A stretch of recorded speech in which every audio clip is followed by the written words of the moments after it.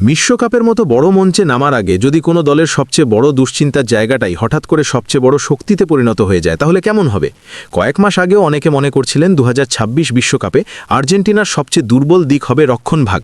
সমর্থকদের অনেকেই বলছিলেন আক্রমণে যতই তারকা থাকুক, শক্ত ডিফেন্স ছাড়া বড় টুর্নামেন্ট জেতা সম্ভব নয়।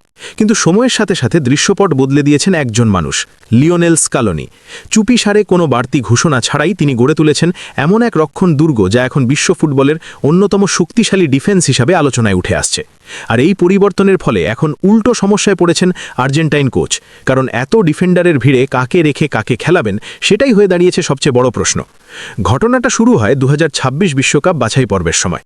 মাঠে ফলাফল মোটামুটি ভালো হলেও আর্জেন্টিনার ডিফেন্স নিয়ে তখনও নানা প্রশ্ন উঠছিল। সমর্থকদের একটা বড় অংশ সরাসরি সমালোচনা করছিলেন স্কালোনির কৌশল নিয়ে, কারণ তিনি বারবার একই অভিজ্ঞ ডিফেন্ডারদের, বিশেষ করে নিকোলাস অটামেন্ডি এবং জার্মান পেজেলাকে ঘুরিয়ে ফিরিয়ে খেলাচ্ছিলেন। অনেকেই প্রশ্ন তুলেছিলেন কেন তরুণ ডিফেন্ডারদের সুযোগ দেওয়া হচ্ছে না। সামাজিক যোগাযোগ মাধ্যম থেকে শুরু করে ফুটবল বিশ্লেষকদের আলোচনায় বারবার উঠে এসেছে একই কথা, আর্জেন্টিনার রক্ষণে আসলে নির্ভরযোগ্য খেলোয়াড় খুব কম। অনেকেই তো সরাসরি বলেছিলেন ক্রিস্টিয়ান রোমেরো এবং লিস্যান্ড্রো মার্টিনেজ ছাড়া আকাশী নীলদের ডিফেন্স সামলানোর মতো আর কেউ নেই।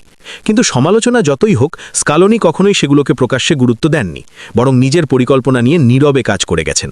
তার লক্ষ্য ছিল একটাই, বিশ্বকাপের আগে এমন একটা স্কোয়াড তৈরি করা যেখানে অভিজ্ঞতা আর দরুণ শক্তির সঠিক মিশ্রণ থাকবে। আর ঠিক সেই কারণেই বাছাই পর্ব শেষ হওয়ার পরপরই শুরু হয় বড় পরিবর্তন। আন্তর্জাতিক প্রীতি ম্যাচগুলোতে স্কালোনি একসঙ্গে কয়েকজন তরুণ ডিফেন্ডারকে দলে ডাকেন। এদের অনেকেই ইউরোপের বড় লিগে নিজেদের প্রমাণ করে ফেলেছেন গত কয়েক বছরে, আর সেই সিদ্ধান্তই বদলে দেয় পুরো গল্প। এখন আর্জেন্টিনার সেন্টার ব্যাক পজিশনের দিকে তাকালেই বোঝা যায় পরিস্থিতি কতটা বদলে গেছে।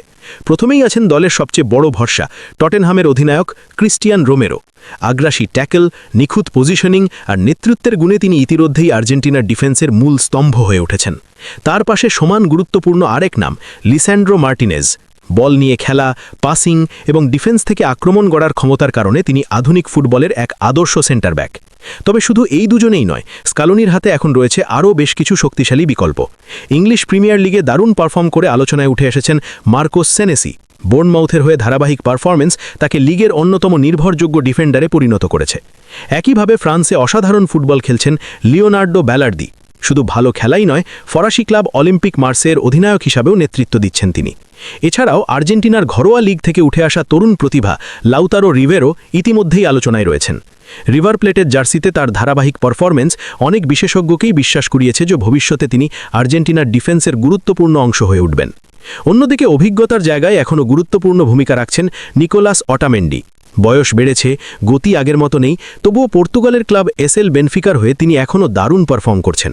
স্কালোনির পরিকল্পনায় তাকে হয়তো পুরো ম্যাচ খেলানোর কথা নেই, কিন্তু বড় ম্যাচের শেষ মুহূর্তে তার অভিজ্ঞতা হতে পারে অমূল্য।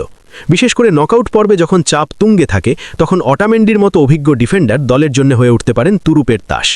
সব মিলিয়ে এখন আর্জেন্টিনার সেন্টার ব্যাক পজিশনের জন্য প্রস্তুত 7 জন শক্তিশালী ডিফেন্ডার। একসময় যে জায়গাটা নিয়ে সমালোচনা হচ্ছিল সবচেয়ে বেশি, এখন সেটাই হয়ে উঠেছে দলের সবচেয়ে বড় শক্তি। আর এই পরিবর্তনের পুরো কৃতিত্বটাই দিতে হয় স্কালোনিকে।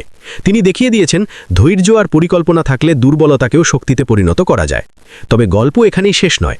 সেন্টার ব্যাকের পাশাপাশি ফুল ব্যাক পজিশন নিয়েও নাকি বিশেষ পরিকল্পনা রয়েছে স্কালোনির। সেখানেও রয়েছে আরও কয়েকজন তরুণ ও অভিজ্ঞ ফুটবলারের সমন্বয়। যদিও সেই পরিকল্পনার বিস্তারিত এখনও পুরোপুরি প্রকাশ্যে আসেনি, তবে আর্জেন্টাইন ফুটবল মহলে ইতিমধ্যেই আলোচনা শুরু হয়ে গেছে 2026 বিশ্বকাপে হয়তো আর্জেন্টিনার ডিফেন্সই হতে পারে তাদের সবচেয়ে বড় অস্ত্র।